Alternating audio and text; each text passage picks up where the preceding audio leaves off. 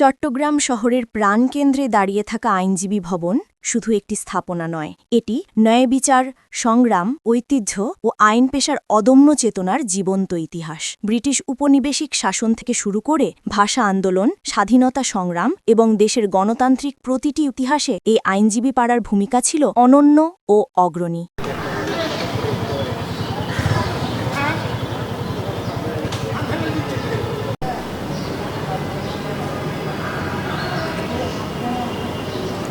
আইনজীবী সমিতি ভবনের পুরনো সিঁড়িতে দাঁড়িয়ে প্রবীণ আইনজীবী অ্যাডভোকেট রহমত আলী স্মৃতির পাতা উল্টে বলেন, এই ভবনের প্রতিটি ইট যেন কথা বলে। আমরা শুধু মামলা লড়িনি, আমরা দেশের জন্য। এখানকার করিডরে হেঁটেছে সংগ্রামের ইতিহাস। এখানে লেখা হয়েছে ন্যায় বিচারের পাণ্ডুলিপি। চট্টগ্রাম বার অ্যাসোসিয়েশন ভবন নির্মাণের পর থেকে এটিই হয়ে ওঠে বিচার প্রার্থীদের আস্থার কেন্দ্র, আইনজীবীদের চিন্তা, চর্চা ও গণতান্ত্রিক আন্দোলনের নীরব সাক্ষী, আইন পেশার নবীন প্রবীণদের মিলনের সেতুবন্ধন। আইনজীবী ভবনের পাঠাগার, আলোচনা কক্ষ, প্রতিটি জায়গা যেন ন্যায়ের পক্ষে দাঁড়ানোর গল্প বলে।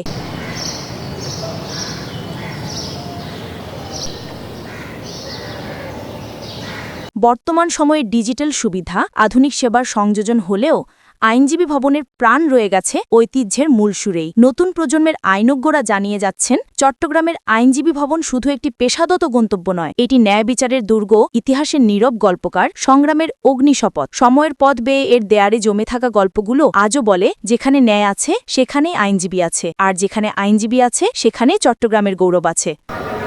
চট্টগ্রাম থেকে শারিমন চৌধুরী।